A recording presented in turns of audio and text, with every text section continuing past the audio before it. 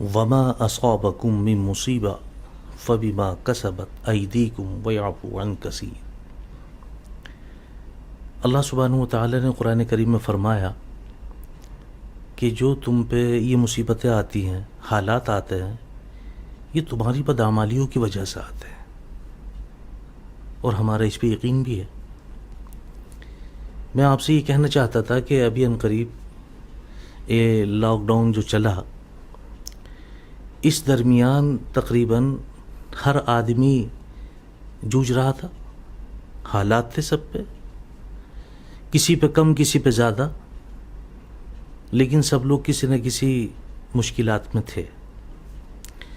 ان تمام مشکلات کو مد نظر رکھتے ہوئے سب سے بڑی مشکل ایک جو درپیش آئی وہ آئی ائمہ حضرات کو۔ یہ بڑے افسوس کی بات ہے کہ ایمان لانے کے بعد سب سے مقدم جو ہم مسلمانوں پر کی گئی وہ نماز کی گئی، اور اس نماز کو درست کرانے کے لیے، اس نماز کو ادا کرانے کے لیے ایک امام کی ضرورت ہوتی ہے۔ تو الحمدللہ ثم الحمدللہ ہر مسجد میں امام ہوتے ہیں۔ اس میں آج میں کچھ باتیں اور آپ سے کرنا چاہوں گا، حالانکہ اب سے پہلے بھی ہمارا یہ یوٹیوب پہ امامت کے تعلق سے بات کہی گئی ہے، میں نے امامت کے تعلق سے بیان ہے، لیکن آج پھر مجھے یہ بات اندر ہی اندر کھائے جا رہی تھی، حالانکہ لاک ڈاؤن ختم ہو چکا ہے، لیکن میرے یہ دل میں کہیں نہ کہیں کسک تھی، وہ میں آج آپ کے سامنے پھر رکھ رہا ہوں کہ عوام کا تعلق امام سے ہے اور امام کا تعلق عوام سے ہے۔ میں ائمہ حضرات سے گزارش کروں گا، کیونکہ اس لاک ڈاؤن کے بعد میں اور درمیان میں بھی میرے پاس میں بہت سارے ائمہ حضرات آئے ہیں، جس میں مولوی بھی تھے، مفتی بھی تھے، حافظ بھی تھے، اور وہ صرف اور صرف اس لیے آئے کہ انہوں نے مجھ سے دریافت کیا کہ حضرت مجھے کوئی کام بتاؤ۔ تو میں خاموش ہو گیا کہ کام اور آپ، کام اور آپ، حالانکہ کام کرنا کوئی بدعت نہیں ہے، کام کرنا ائمہ حضرات کے لیے کوئی شرک نہیں ہے، منع نہیں ہے، حرام نہیں ہے، لیکن انہوں نے جو یہ باتیں بتائی نا کہ میری تنخواہ 10,000 تھی 6,000 کر دی، اور کسی نے بتایا کہ صاحب وہ تنخواہ ہی نہیں دی، کسی نے بتایا مجھے برطرف کر دیا امامت سے۔ یہ بڑے افسوس کی بات ہے، بڑے افسوس کی بات ہے۔ اس میں صلاح الدین ایوبی کا ایک قول ہے کہ جس قوم کو برباد کرنا ہو اس کی نوجوان نسل کو کسی ایسے عیب سے جوڑ دو جیسے عریانیت، بے حیائی، ان کاموں میں لگا دو، وہ قوم برباد ہو جائے گی۔ آج نوجوان نسل کا یہی حال ہے۔ ائمہ حضرات کو ان لوگوں نے، اتنے بڑے محلے میں ایک مسجد ہوتی ہے اور اس کے اندر تقریباً 50، 60، 70، 80 مکان ہوتے ہیں، ہر مکان میں 2-4 کمانے والے بھی ہوتے ہیں۔ اگر آپ دیکھیں، اپنے بچوں پہ نظر رکھیں، آپ دوسری کلاس کے بچے کو، تیسری کلاس کے بچے کو ٹیوشن پڑھانے کے لیے اگر بھیج رہے ہیں تو آپ خود سمجھ لیں اس کی فیس کتنی ادا کر رہے ہوں گے، اور آپ نے اسکول میں داخلہ کرایا اس کی ماہانہ فیس کتنی ادا کر رہے ہوں گے۔ ایک امام کی فیس، ایک امام کی تنخواہ اتنے بڑے علاقے میں، اس سے امام کی تنخواہ پوری نہیں ہوتی اتنے بڑے علاقے سے۔ آپ یہ دیکھیں کہ ایک مزدور وہ 400 روپے لیتا ہے، جو صبح کو 7:30، 8 بجے، 9 بجے لگتا ہے اور شام کو 5 بجے اپنا ہاتھ دھو کے چلا جاتا ہے۔ ایک امام جس کی 24 گھنٹے ڈیوٹی رہتی ہے، آپ کی بجلی خراب ہو جاؤ تو امام، آپ کا انویٹر خراب ہو جاؤ تو امام، آپ کا مائی خراب ہو جاؤ تو امام، آپ کا سمرسیبل خراب ہو جاؤ تو امام، جتنی بھی ضرورتیں ہیں امام، کسی کا انتقال ہو جاؤ تو امام نماز پڑھائے گا، کسی کے ہاں بچہ پیدا ہو تو امام اذان دے گا، کوئی پریشانی ہو جاؤ تو امام دعا کرائے گا، بخار آ جائے تو امام پانی پڑھ کے دے گا، سر میں درد ہو جاؤ تو امام دم کرے گا۔ آپ سوچیں ذرا، کیا فیصلہ کر رہے ہیں آپ؟ کہاں جا رہے ہیں آپ؟ کس کے لیے آپ منع کر رہے ہیں؟ مسجد اللہ کا گھر، اور اللہ نے اپنے گھر میں اس شخص کو منتخب کیا ہے اپنے دین کی اشاعت کے لیے۔ یہ بھی اپنا مقام بھول چکا ہے، معاف کیجیے گا، چھوٹا منہ اور بڑی بات ہے۔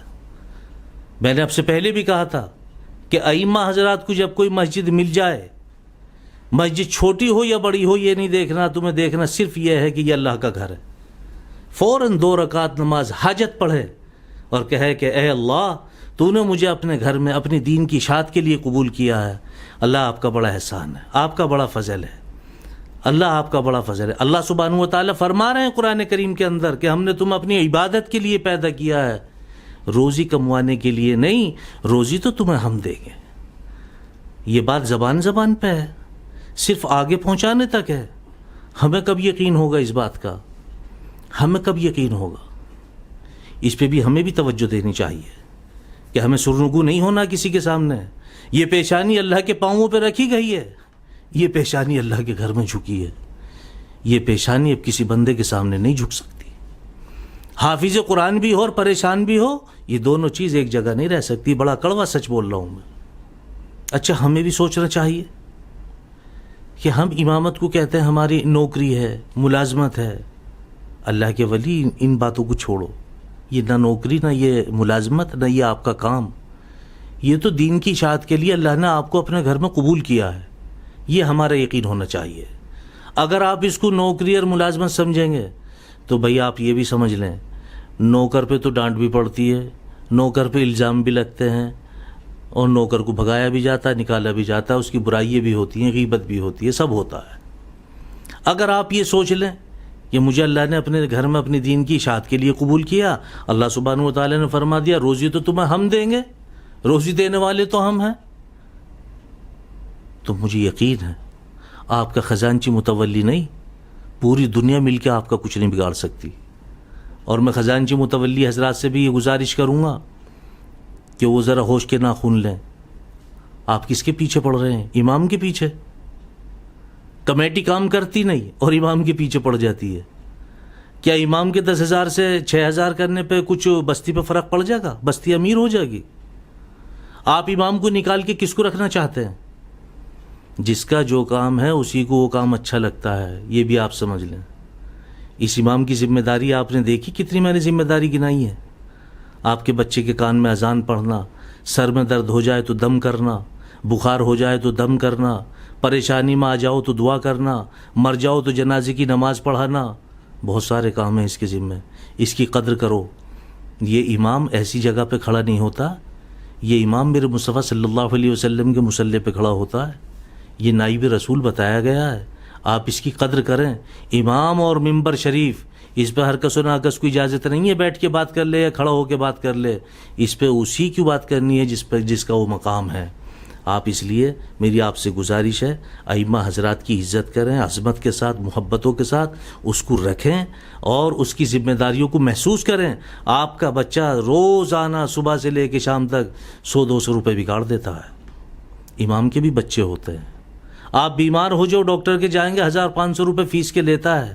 امام بھی انسان ہے، وہ بھی بیمار ہو سکتا ہے، اس کو بھی فیس دینی پڑتی ہے۔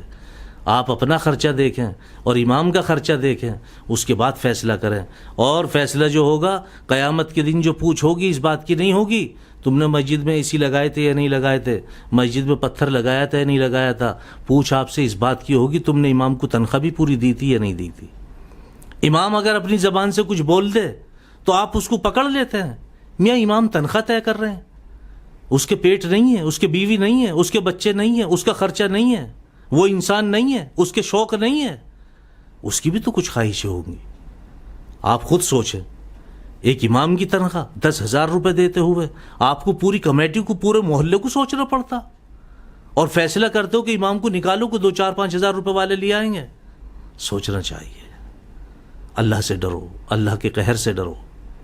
یہ امام معمولی امام نہیں ہے، یہ وہ امام ہے کہ جس کو امام غزالی رحمۃ اللہ علیہ نے احیاء العلوم میں لکھا ہے کہ جہاں دنیا قیامت کے روز اپنے اپنے معاملوں میں الجھی ہوئی ہوگی، وہاں یہ امام مشک کے سیاہ ٹیلوں پر بیٹھے ہوئے اٹکیلیاں کر رہے ہوں گے، ان کو پتہ بھی نہیں چلے گا۔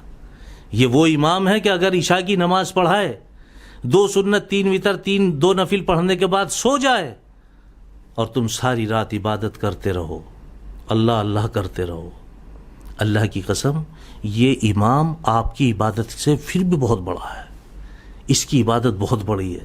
یہ سوئے گا تو پوری رات عبادت میں لکھی جائے گی، تم عبادت کرو گے جو پوری رات عبادت میں لکھی جائے گی۔